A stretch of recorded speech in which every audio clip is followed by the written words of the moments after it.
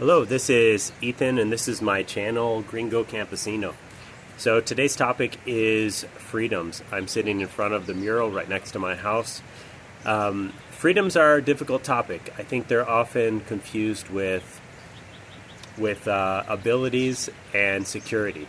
So, for example, if you're a wage slave working a 9 to 5, you can't really afford to get out. You can argue that you don't really have much freedom. There's security involved with that too. So it's really hard to separate the two, financial security and financial freedom, as well as liberties. So I'm trying to compare Colombia, where I live currently. I'll add some Panama in there. Panama and Colombia used to be the same country, so there's some similarities. And I'm comparing it to the US mostly, but a little bit of England, where I did live for a short time. So I have a number of points. The first being legal. In most cases, the general legal rights are similar in all four countries. I would say on the books, the U.S. Constitution really has more teeth and more power than other countries. So in the U.S., there is more freedom of speech, though in actuality, I don't know how much that matters in Colombia, because there's not really the ability to enforce things in Colombia, which is something I'll get to later. The size of the government and the power of the government is very different. Also, there's like freedom of self-defense. That is drastically different in various countries. So I'm a firm believer in the dignity of being able to defend yourself, especially as someone who lives in the countryside where I can't rely on police responding to me. Here where I live, I'm not even sure if the police will pick up the phone, let alone come down and help me. And, I do have neighbors, but they're across the river, so they frequently will not hear me. So I don't think I have the ability to rely on other people. So I think it's a personal dignity issue. I think being able to protect myself, my animals, my family is really important. So I know in England, I almost got arrested for cutting some bread and cheese on the street with a folding pocket knife. I was just having lunch. I didn't have a lot of money when I lived there, so my ex and I would just go to a bakery, get a baguette, and get some cheese, and that would be our lunch as we were moving around. The policeman told me I was breaking the law and I was a menace to society. I don't know the legal details. I'm just going on what the policeman was telling me. Here in South America, I've talked to some lawyers. Technically, it is not illegal, though some police will say it is. I guess, according to my lawyer friend, they told me that it is illegal to use a knife aggressively, but you can use it in normal terms. And that kind of makes sense. You see people in these rural areas walking around with machetes on their hips, so I can't imagine a folding knife is illegal. So I would say legal reasons, legality, I would put the U.S. as a winner on that side. So one point towards the U.S. The second point I want to make is building regulations, zoning laws. So in the U.S., good or bad, you have zoning laws. You're not allowed to put a porn shop next to a kindergarten. Pretty logical. I understand that. I'm in favor of some of the basic stuff. But there are some extreme ones. For example, in England, where I used to live, I knew some families who were not allowed to put a garage in or to raise the roof on their garage by half a foot. And that was all to keep the rural charm of these communities.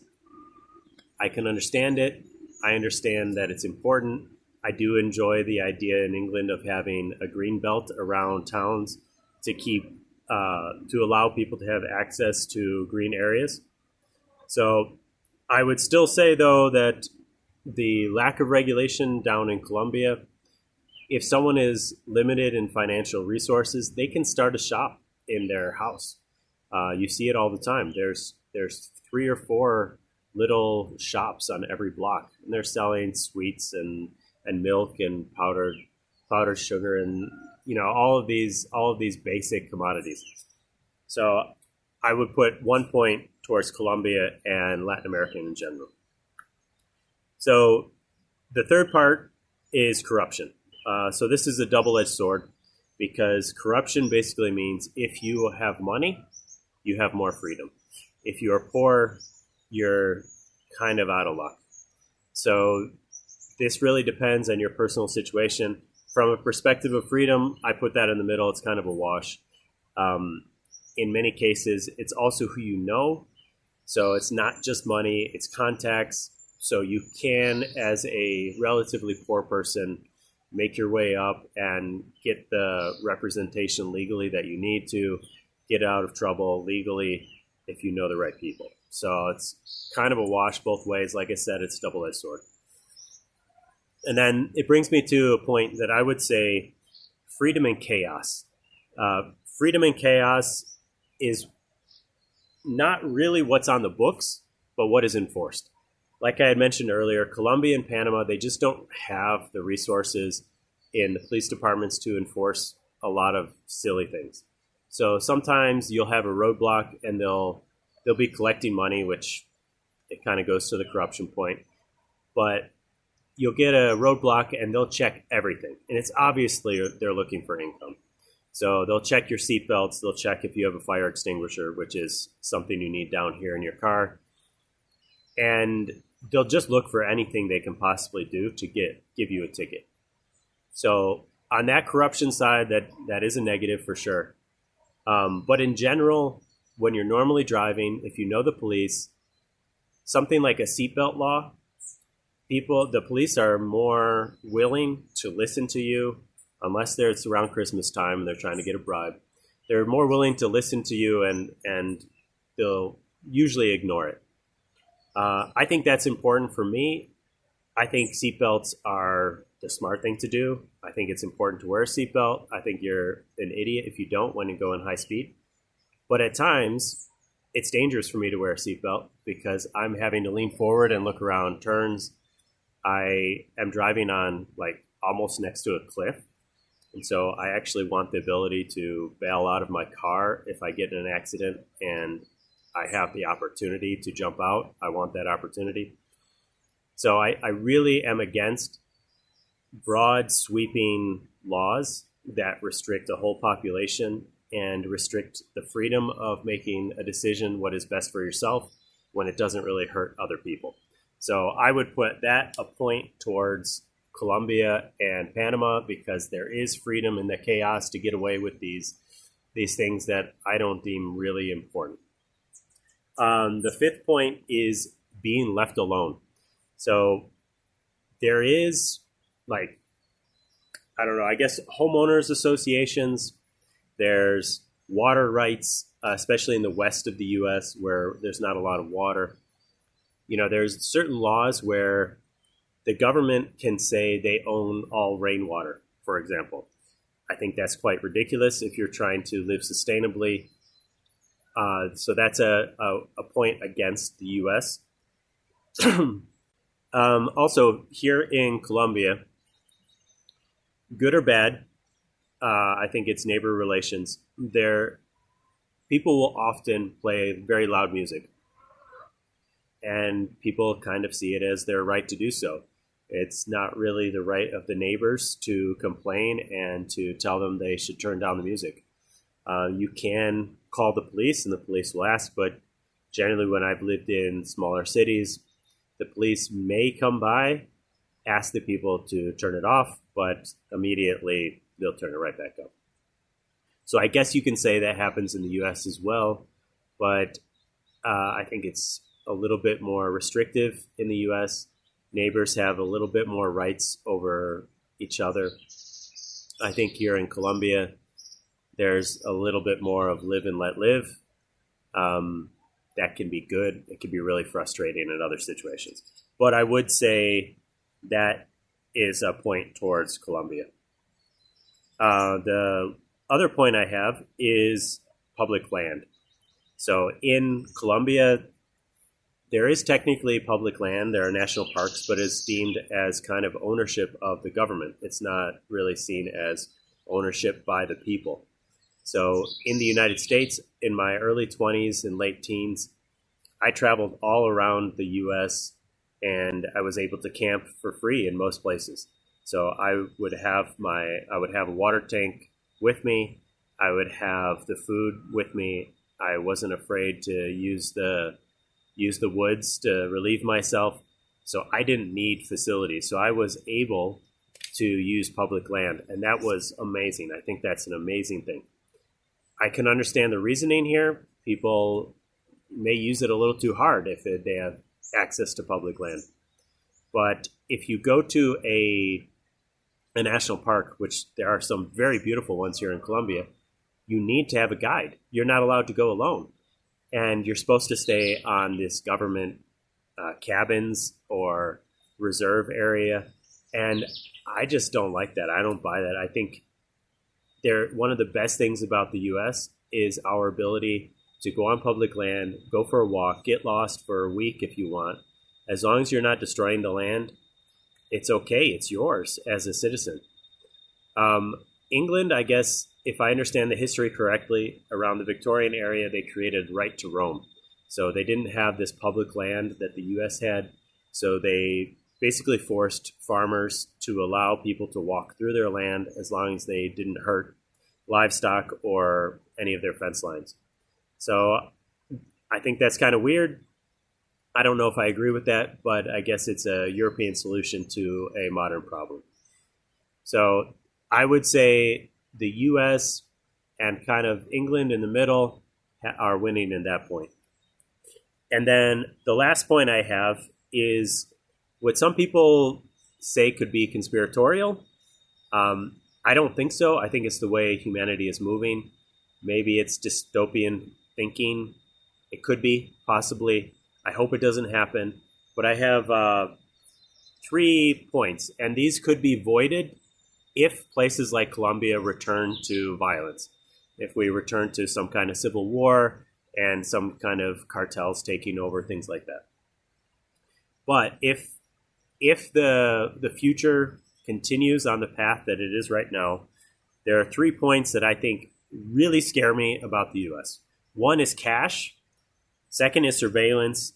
The third is technology and artificial intelligence.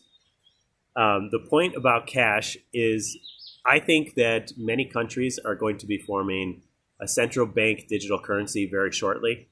I do follow some cryptocurrency. I think there are some that are making it very possible for some countries to create this and enforce a kind of central bank digital currency. I think that will severely limit our freedoms. However, again, freedom of chaos down here in South America, I think it's going to take another 15, 20 years after it happens in the technologically advanced countries, because these rural areas, it's cash economy. It's cash only. Few people even pay taxes because you can't track all these cash exchanges.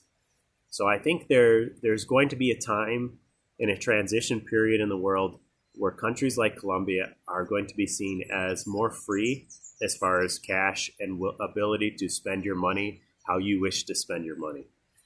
The second point in this is surveillance. Again, it's technology. There's not really a huge difference in laws. I think there's more right to privacy in some Western countries. But here in Colombia, just people don't have the money to put up cameras everywhere. So that may change, but it's going to change much slower than it would in modernized, limited democratic countries, such as maybe North Korea. North Korea is not modernized, but let's say China. So I haven't been to China. I'm not insulting the people, but it is what it is. And then the last thing is like AI and technology. So I think in the future, maybe the near future, it's going to be very hard to buy a car and drive it where you want to go. And that's going to be because everything is computerized. I think that it's not so far off where we can have our freedoms limited by the technology in our cars. So maybe if you're a criminal and you have to put your fingerprint in to start the car, maybe the car automatically drives you to the police station, locks the door so you can't get out, or you have to break your window to get out, something like that. Here in Colombia, in my small town here, people are still using Jeeps from the 1960s, like third generation Jeeps. They basically look like World War II Jeeps, just slightly upgraded to 1960s versions. Sometimes I see some from the 50s. They're on their third or fourth engine, but the chassis is still running strong, no rust on them. Suspension is all the same from the olden days. You're not going to get these people to switch over to electric cars and to computerized vehicles. So there's going to be a level of freedom in just the lack of technology here. And I think that is a major, major point for Colombia. And that's one of the reasons I'm here. So give a recap. Legal, I would say US wins. Building regulations, zoning laws, in my opinion, depends on everyone's opinion. I think that Colombia wins out. Corruption, double-edged sword, kind of a wash there. Freedom in the chaos, definitely Colombia. Being left alone, again, a double-edged sword. Sometimes it's good, sometimes it's bad. But I think Colombia is the winner there. Public land, I really respect the old presidents making national parks in the U.S. I do give the U.S. an advantage in there. Probably the best in the world. And then dystopian future, if some of these things happen, I put that towards Colombia. I think Colombia is the extreme winner there just because it will be so much slower to incorporate these technologies.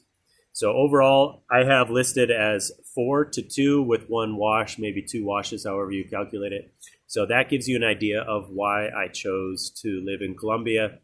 As far as a freedom perspective, there are other reasons, financial and the like. So if you have any questions, leave me a message in the chat, and I'll try to respond to everyone. Have a good day.